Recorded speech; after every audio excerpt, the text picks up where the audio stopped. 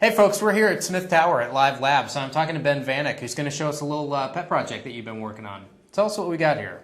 So this is called Seadragon Mobile, and it's an application that you run on your phone, and it loads images over the internet through your cellular network or Wi-Fi, and lets you view really big images and lots of images. Nice, so this is kind of like PhotoZoom.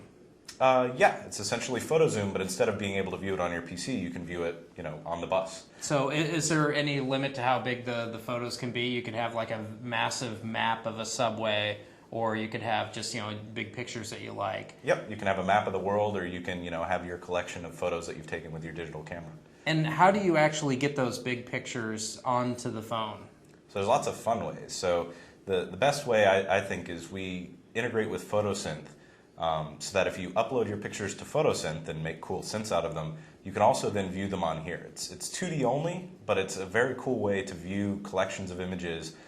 You can load 1,000 images on here. So it doesn't if you have a bunch of different pictures like that, it wouldn't try to stitch them, well, it probably will try to stitch them together, but it won't have much success. But you're using it as more of a container to be able to view those on your phone. So it's very easy. You download the PhotoSynth software, you sign up for an account, you push the images up, they give you 20 free gigs. You don't have to have your own server, you don't have to deal with anything really complicated. The images just show up. And so, we don't do anything cool like 3D PhotoSynth yet. That's their stuff. But yeah.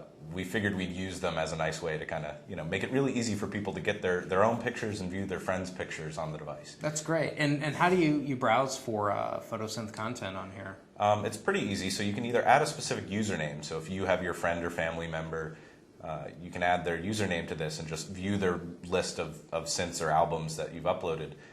And you can also view your recently posted synths. So you can just keep on scrolling through the list. You'll see everybody who's posted something to PhotoSynth. I notice it's running on some odd hardware. I chose the iPhone just because this was my own personal project. Yeah.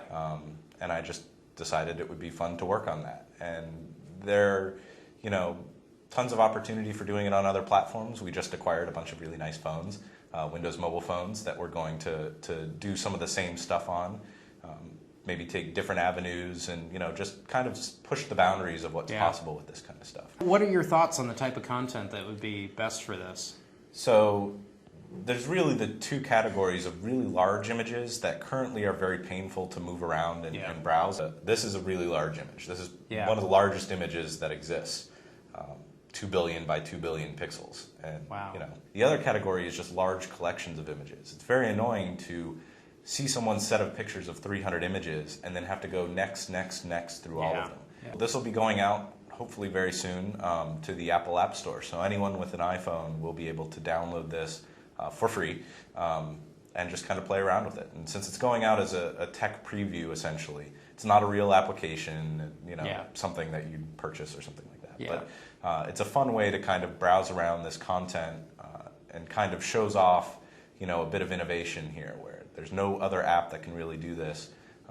Well, thanks so much for having us over and showing us this great project. Looking forward to see this.